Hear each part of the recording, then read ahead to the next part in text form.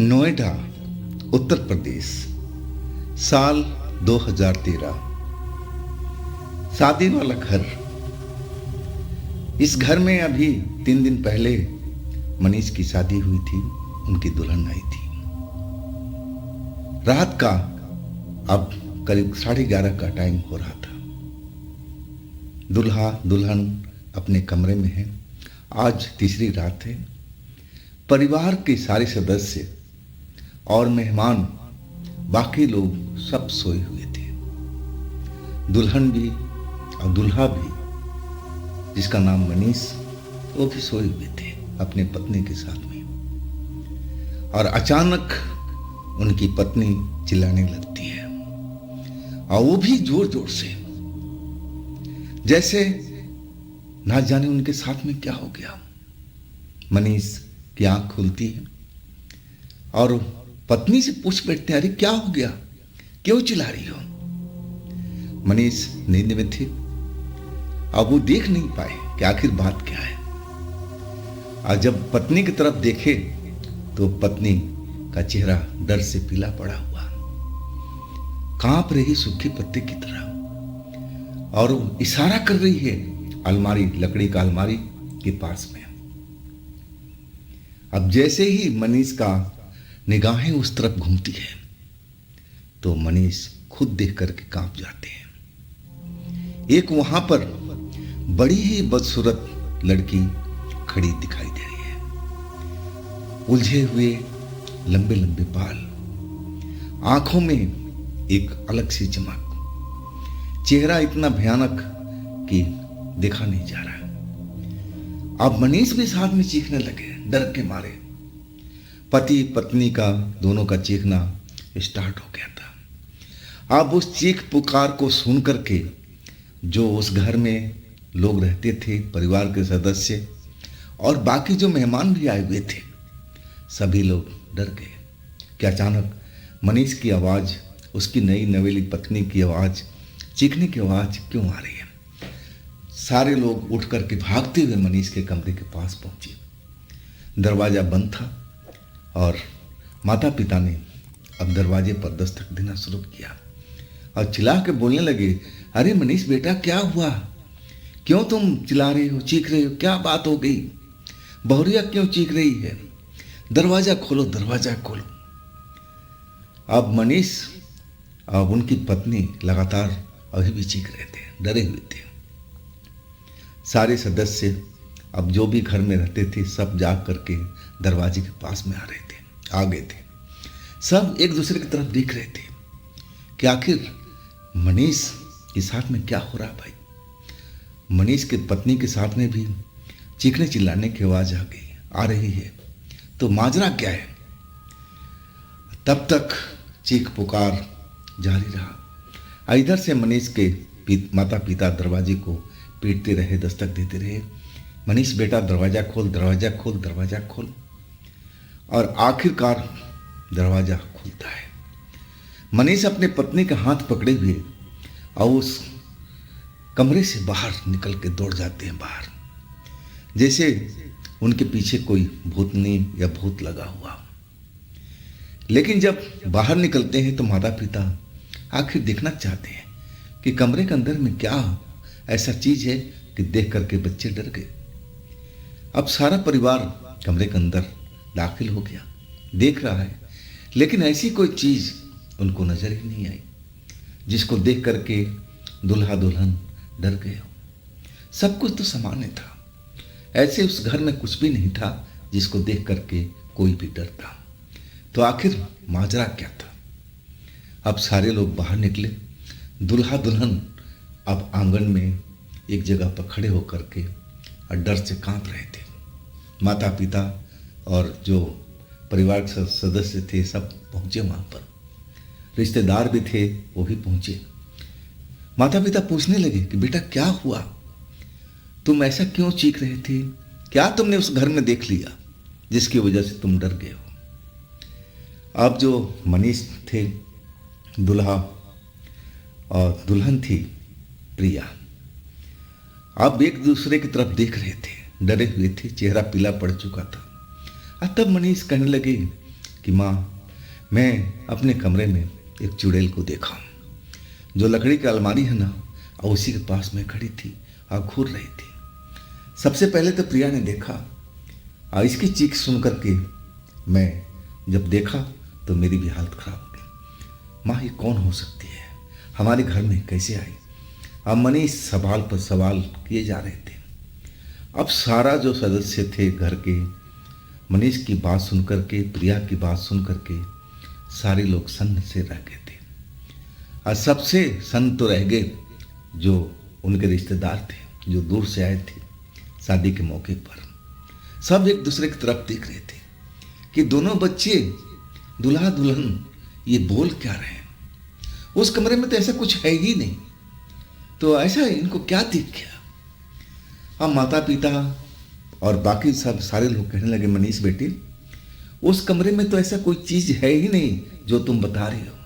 कहाँ है चुड़ैल, मुझे चल के दिखाओ। लेकिन ना तो मनीष जा रहे थे ना प्रिया जा रही थी। दोनों दुल्हा दुल्हन डरे हुए एक दूसरे को देख देख करके और कांप जाते थे। लाख समझाने के बाद भी मनीष और प्रिया उस कमरे में नहीं जा रहे थे। बार बार प्रिया कह रही थी कि माँ जी, वो चुड़ैल उसी कमरे में है, शायद आप लोग को नहीं दिखी, हम दोनों को दिखी है, अभी भी वहीं पर होगी। कौन है क्या है कुछ भी मालूम नहीं। अब सारी रात उस घर में कोई सो नहीं पाया। सब आपस में बैठ करके विचार विमर्श करते रहे। माता पिता जानते थे कि मेरा मनीष झूठ नहीं बोलता, और नवेली दुल्हन जो प्रिया है वो भला क्यों झूठ बोलेगी। बात तो कुछ है, जरूर उन्होंने देखा है, और तभी तो बच्चे डर गए। अब कैसे इसको सही किया जाए, और कैसे चुड़ैल हमारे घर में आ गई, रीजन क्या है, कारण क्या है। आज ये घर कोई नया तो था नहीं, बहुत पुराना घर था, और काफ़ी लोग इस घर में रहते हुए आए हैं। घर कभी खाली भी नहीं था, भरा हुआ था, तो ऐसा कैसे हो सकता है। रात बीतती गई, लोग बाग आपस में बात करते रहे। कोई कह रहा था कि कोई ओझा गुनी को बुलाओ, कोई तांत्रिक को बुलाओ, कोई पंडित को बुलाओ, इस घर में पूजा पाठ करवाओ, शायद तब कुछ सही हो जाए। लेकिन मनीष जो थे अपने मन में सोच विचार कर रहे थे कि आखिर वो चुड़ैल कौन थी जो हमारे घर में अंदर आ गई, हमारी पत्नी को देखी, मुझे देखी। मनीष की कहानी अब आप समझ लीजिए 2013 की है। मनीष जो उनका बैकग्राउंड था, एक अच्छे परिवार से थे, पैसे वाले लोग थे, और जहाँ उनका घर था कॉलोनी में, और वहाँ से कुछ दूरी पर उनके ननिहाल था, मामा का घर था। नई कॉलोनी में अलग था वो कॉलोनी। अब मनीष जो थे अक्सर अपने नाना नानी के पास जाया करते थे, उनको वहाँ पर अच्छा लगता था।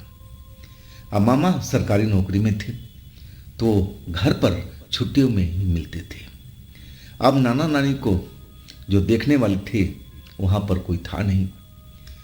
जो उनके मामा थे अपनी पत्नी के साथ बाहर ही रहते थे, तो घर उनको देखभाल करने के लिए मनीष अपने नाना नानी के पास जाया करते थे। उनके जो घर का सुख दुख होता था, सामान ले आना, कुछ भी ले आना, डॉक्टर के पास ले जाना, यह मनीष का काम रह गया था। मनीष अपने नाना नानी को अच्छी तरह से देखभाल करते थे। अब कॉलोनी कोई ज़्यादा दूर नहीं था, आधे घंटे का रास्ता था। बाइक से मनीष आया जाया करते थे। और एक शाम को जब वो सब्जी मार्केट में गए हुए थे सब्जी लेने के लिए, तब वहाँ पर एक सब्जी लेती हुई लड़की उनको दिखाई दी। लड़की इतनी मनीष को जच गई कि अपना दिल दे बैठे। अब उस लड़की के चक्कर में लग गए, उसको पाने के चक्कर में लग गए। लड़की के घर तक पीछा किया मनीष ने, घर भी दिखाए थे। लड़की घर में चली गई और तब वो वहाँ से हटे थे। अब तो शाम के शाम उसी सब्जी मार्केट में जाने लगे, और लड़की दिखाई देती तो उसके पीछे लग जाती थी। अब लड़की को भी अंदेशा हो चुका था कि ये युवक उनका पीछा करता है। और अचानक वो लड़की मनीष से पूछ बैठती है कि आप मेरा पीछा क्यों कर रहे हो, आप मेरे घर तक क्यों जा रहे हो, आप क्या चाहते हो।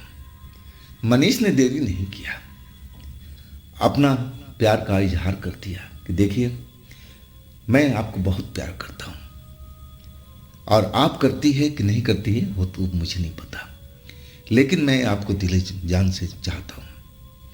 इसकी अदा पर जो बोलने का तरीका था वो लड़की हंस पड़ी। अब फिर एक तरह से दोस्ती का शुरुआत हो चुका था। मनीष तो हर रोज जाया ही करते थे, अब तो वहाँ पर उनका टाइम ज़्यादा बीतने लगा। लड़की से दोस्ती हो गई थी तो कहीं ना कहीं किसी रेस्टोरेंट पे ले जाते, खाना खिलाते, नाश्ता कराते, महंगे महंगे गिफ्ट वगैरह दिया करते थे।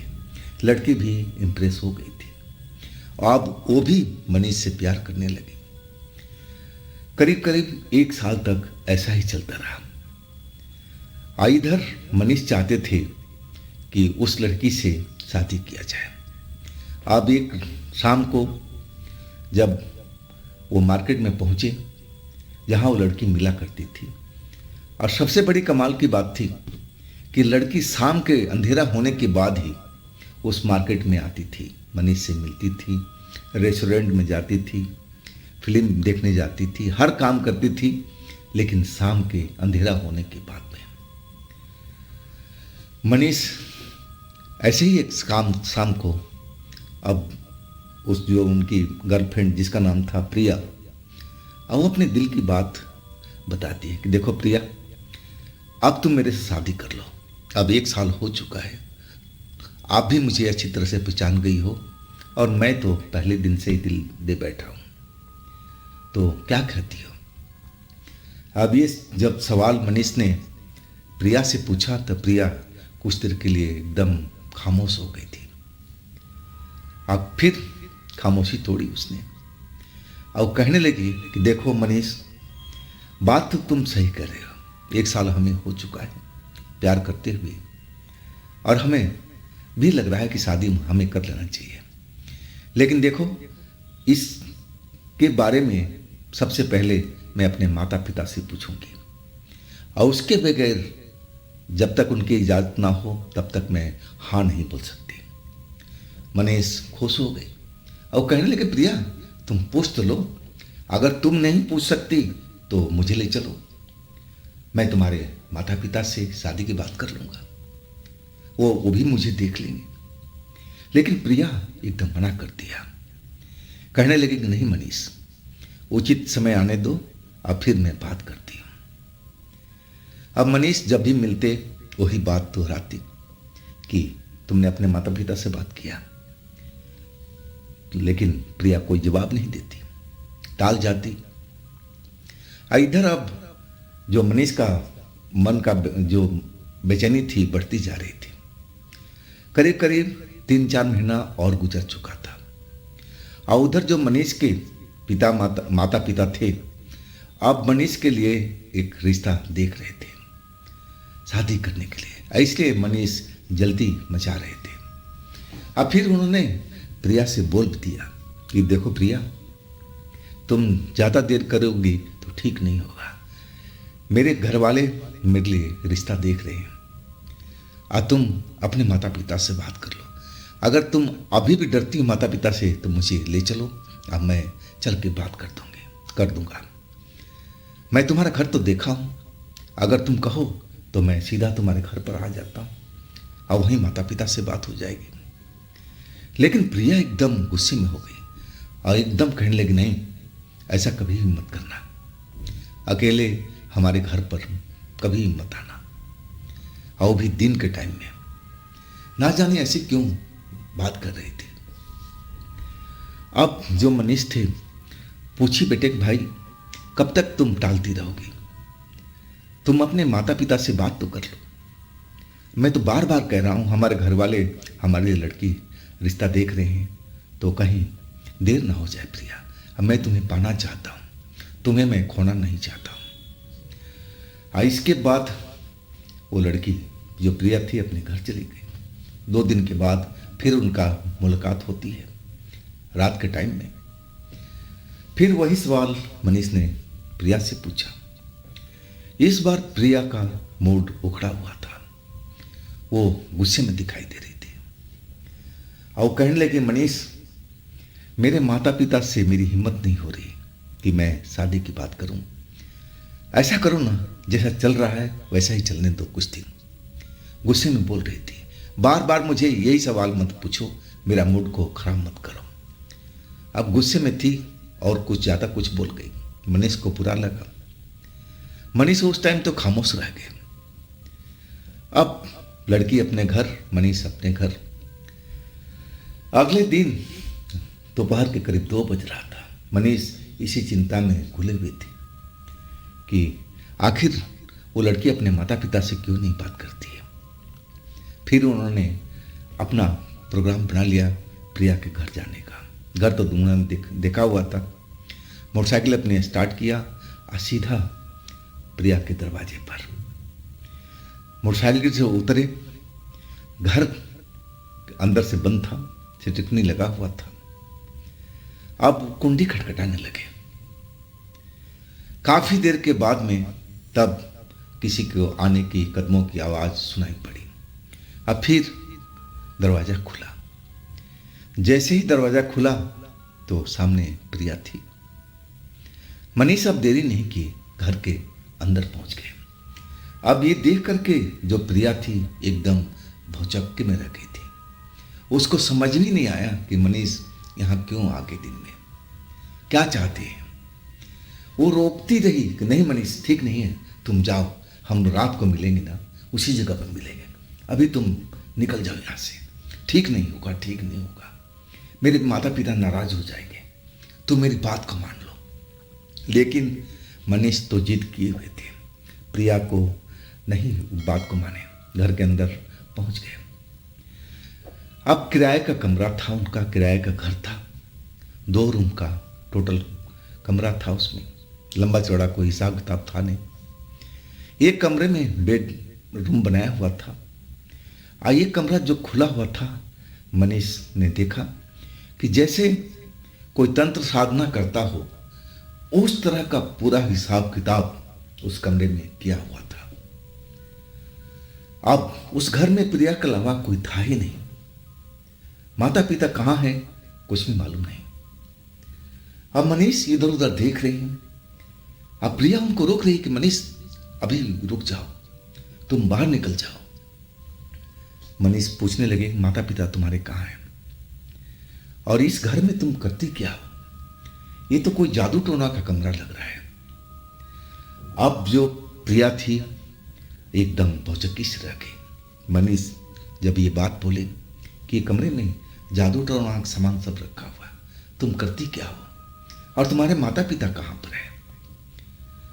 अब जो प्रिया थी और गुस्से में हो गई। वो कहने लगी कि मेरे माता पिता बाहर गए हैं और कभी भी आ सकते हैं, अभी भी मौका है मनीष, तुम यहां से निकल जाओ, नहीं तो तुम्हारे साथ बहुत बुरा हो सकता है।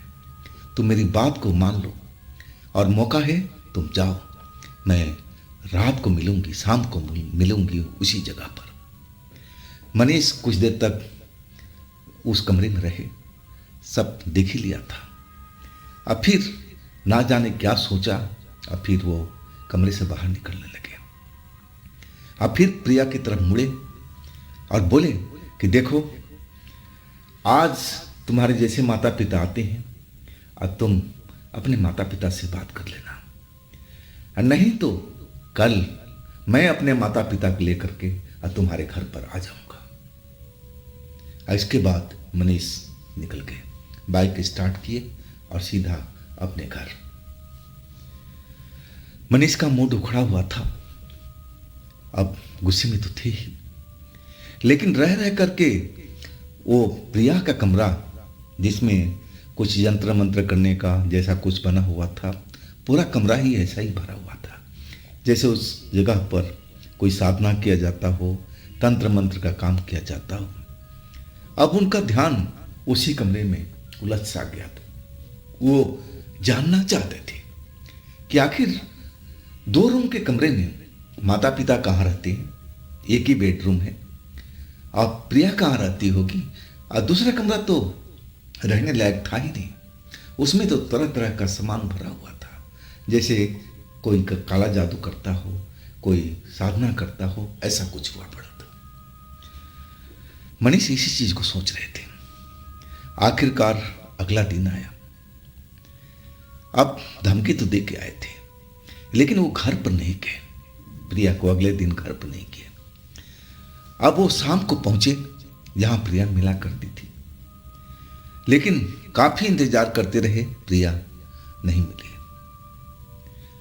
अब उन्होंने सोचा कि शायद प्रिया गुस्से में हो गई हो, और मनीष अपने मन में सोचने लगी कि शायद मैंने ही गलती कर दिया। वो मना करती रही और तब भी मैं कमरे के अंदर चला गया, जाना नहीं चाहिए था, और हो सकता है कि मुझसे रूठ गई हो। चलो आज नहीं तो कल मान जाएगी, परसों मान जाएगी। अब मनीष हर शाम को उसी जगह पर आके बैठ जाते, प्रिया का इंतजार करते, लेकिन प्रिया आती नहीं। फोन भी करते तो फोन नॉट रीचेबल आता था। अब इस तरह करते करते हफ्ता दिन बीत चुका था। मनीष को लग रहा था कि सब कुछ सही हो जाएगा, प्रिया की नाराजगी दूर हो जाएगी, और आखिरकार 8वें दिन अब मनीष से रहा नहीं गया। मनीष अपने मोटरसाइकिल उठाए और दिन के 10 बज रहे थे। अब फिर वो प्रिया के घर पर चले गए। जब वहां गए तो उस घर में तो ताला लटका हुआ था। अब ये सब देख करके मनीष को धक्का लगा कि प्रिया कहाँ चली गई। पड़ोसी से पूछताछ किया तो पता चला कि वो लोग तो घर खाली करके चले गए। मनीष का पसीना छूट गया, वो एकदम डर गए। पूछने लगे कब गए, तो पड़ोसी ने बताया भाई 2-3 दिन हो गया, चले गए वो लोग। मनीष परेशान हो गए। अब उसके नंबर पर फोन करने लगे, फोन लगता ही नहीं था, ना जाने क्या कहाँ रह रही थी। फोन तो एक तरह से खत्म ही समझो, बात ही नहीं होती, रिंग लगता ही नहीं था उसके फोन पर। अब जो मनीष थे आसपास के कॉलोनी में ढूंढने लगे कि कोई किराएदार नया आया है। इस तरह उनके करते करते 3-4 दिन से ज़्यादा बीत चुका था, लेकिन आसपास के किसी कॉलोनी में प्रिया नहीं मिली। फोन करते रहे, लेकिन फोन वही नॉट रीचेबल आता था, कभी ये नंबर मौजूद नहीं है ऐसा बोल के खामोश हो जाता था। अब ये खेल समझ में नहीं आ रहा था कि आखिर प्रिया क्यों भागी घर खाली करके। अब मनीष भूलने की कोशिश करने लगे। अब जहां जहां पता लगता था दोस्तों यारों से बोलते थे कि जरा पता करना, प्रिया का फोटो भी दिखाया। दोस्तों यार भी कहते थे कि हाँ ठीक है हम ढूंढ लेंगे, लेकिन कोई भी जानकारी नहीं मिली। इधर इनके माता पिता जो थे मनीष के लिए अब रिश्ता पक्का कर चुके थे। फोटो भी दिखाएगा मनीष को। उनकी जो होने वाली पत्नी थी बहुत ही खूबसूरत थी, पढ़ी लिखी थी और सामाजिक थी। घर का सारा काम खुद करना जानती थी, लेकिन उनकी आत्मा तो प्रिया में समाई हुई थी। और वो अपने माता पिता को मना करने लगे कि पापा अभी रुक जाओ। अब माता पिता भी रुक गए थे, कहने लगे ठीक है बेटा, हमने रिश्ता एक तरह से तय कर लिया है, जब तू कहेगा तभी हम तेरा शादी करेंगे, डेट वगैरह निकलवाएंगे। इसके बाद कुछ महीना और बीत गए। अब जितनी कोशिश कर सकते थे मनीष कर लिए थे। आखिरकार थक हार करके बैठ गए। अब अपने शादी के लिए उन्होंने एक तरह से अपने पिता को हाँ कह दिया था कि हाँ पिताजी अब आप डेट वगैरह निकलवा सकते हो। निराश हो गए थे वो, प्रिया जब नहीं मिली तो।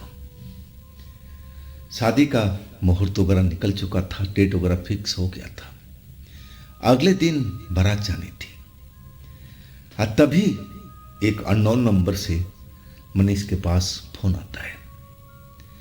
अब फोन में जो आवाज सुनाई पड़ी मनीष समझ नहीं पाए। बहुत ही कर्कश आवाज थी, फटी फटी भारी भारी सी आवाज। और वो आवाज जैसे लग रहा था कि कोई गहरे कुएं से निकल के आ रही हो। और वो आवाज कह रही थी कि तू अब बचेगा नहीं, तेरा मरना अब निश्चित हो चुका है, बस कुछ ही दिन के तू मेहमान है। तू शादी कर रहा है ना, कर ले, जिंदगी में कुछ ही दिन तेरे बाकी रह गए। अब मनीष ने सोचा कि शायद कोई मजाक कर रहा होगा, फोन उन्होंने काट दिया। फिर दोबारा फोन आ गया, वही अननोन नंबर से। फिर वही सब आवाज, भारी भरकम आवाज, जिसे लग रहा गहरे कुएं से आवाज आ रही हो, फटी फटी किसी लड़की की आवाज सुनाई पड़ रही थी।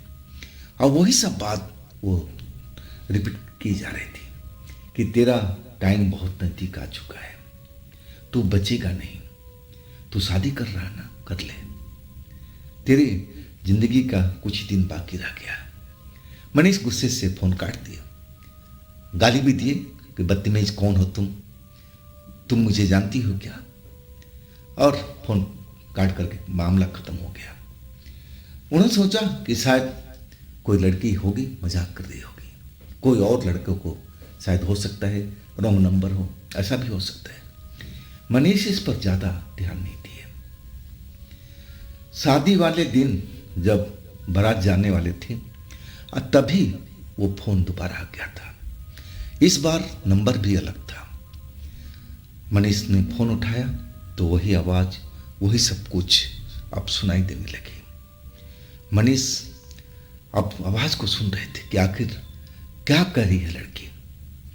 वो बार बार बोल रही थी कि तेरे दिन बस कुछ हर रोज कम हो रहा है, तू शादी करना चाहता है, कर ले, लेकिन तू बचेगा नहीं, मैं तुझे मार करके ही रहूंगी। मनीष इधर से कहने लगे कि आप हो कौन, आप मुझे जानती हो क्या।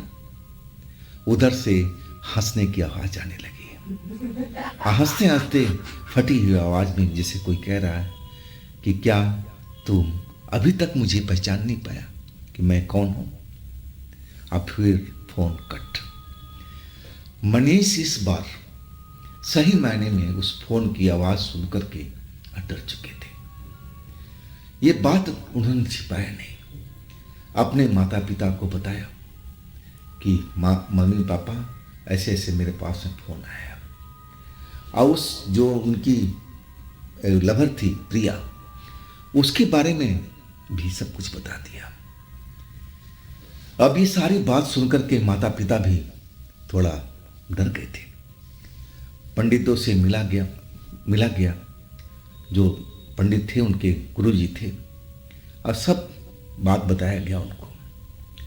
गुरुजी कहने लगे चिंता की बात नहीं, अरे कोई ऐसे ही कोई मजाक कर रहा होगा, वो भी समझ नहीं पाए, मामले के गहराई तक गए नहीं।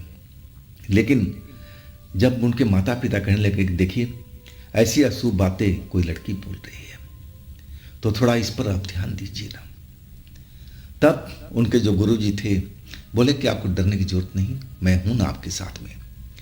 फिर एक ताबीज बना कर दिए थे कि मनीष के गले में डाल दीजिए, सब कुछ सही हो जाएगा, इसके बाद सब कुछ शांति हो जाएगी। अब फिर शादी भी हो गई मनीष की, दुल्हन भी घर आ गई। और तीसरा रात था, और तीसरी रात में वो चुड़ैल, वो लड़की जो उनके कमरा था और वो अलमारी के पास खड़ी हुई दिखाई दी थी।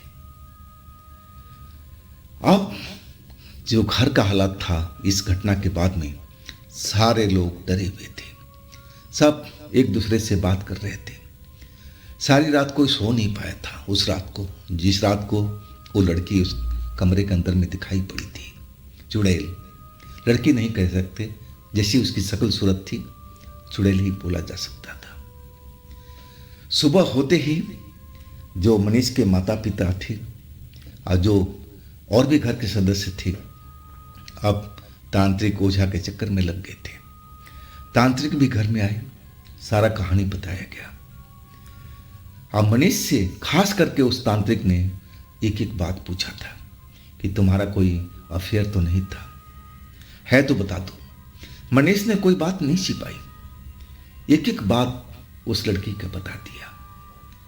अब जब पूरा बात तांत्रिक ने समझा तो सोच में पड़ गया था। तब वो कहने लगा कि मनीष, एक बात बताओ, कभी तुमने उस लड़की को दिन में मार्केट में, कहीं बाहर में, कहीं मिले हो?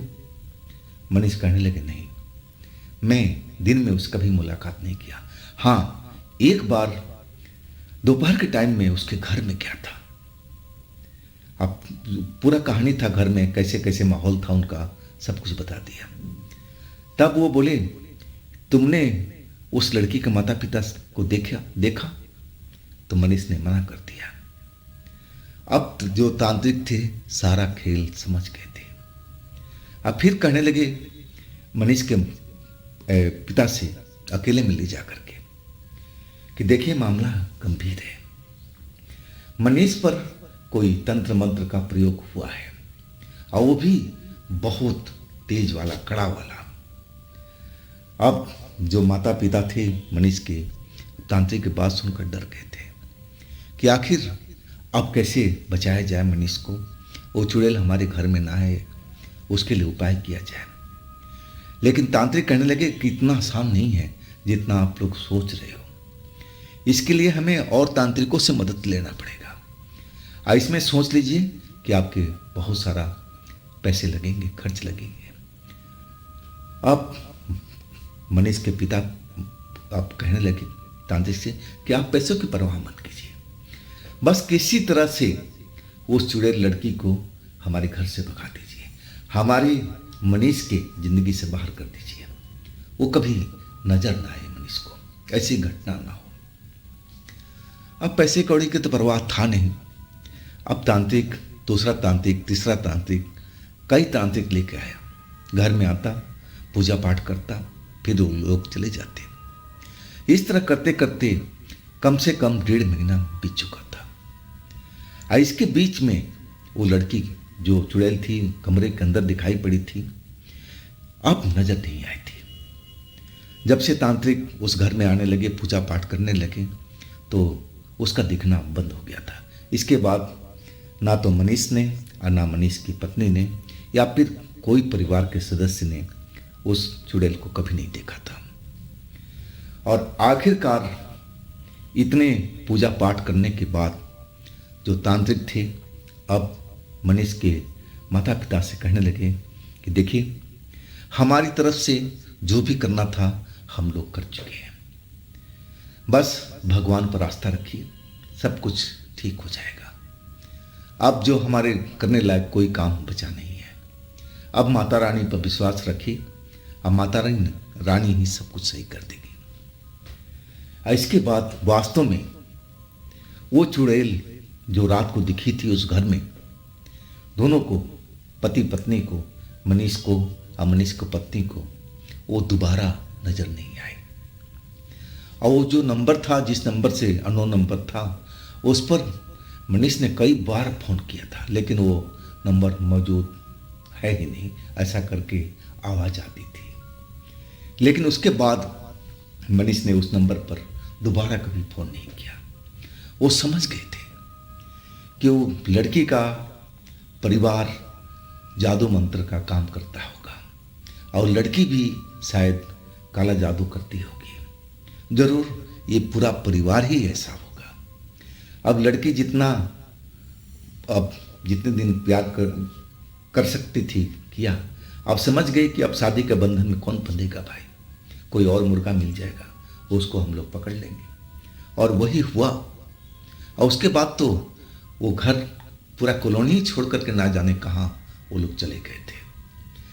अब मनीष ने कभी देखा नहीं उसके बाद से। तो दोस्तों, ये थी आज की कहानी मनीष जी की। ये कहानी आपको कैसी लगी आप हमें ज़रूर बताइएगा। और दोस्तों, आपके पास भी इस तरह का कोई घटना है, कोई कहानी है, तो आप मुझे मेरे इंस्टाग्राम पर या फिर व्हाट्सएप नंबर पर अपनी घटना को ज़रूर मेरे साथ शेयर कीजिएगा। दोस्तों, ये भी चैनल आप ही का है, तो इसको भी अपना प्यार दीजिए, लाइक कीजिए, सब्सक्राइब कीजिए, शेयर कीजिए। अब फिर हम मिलते हैं अगले रोज़ एक नई घटना, एक नई कहानी में। आप लोग अपना ख्याल रखिएगा। नमस्कार।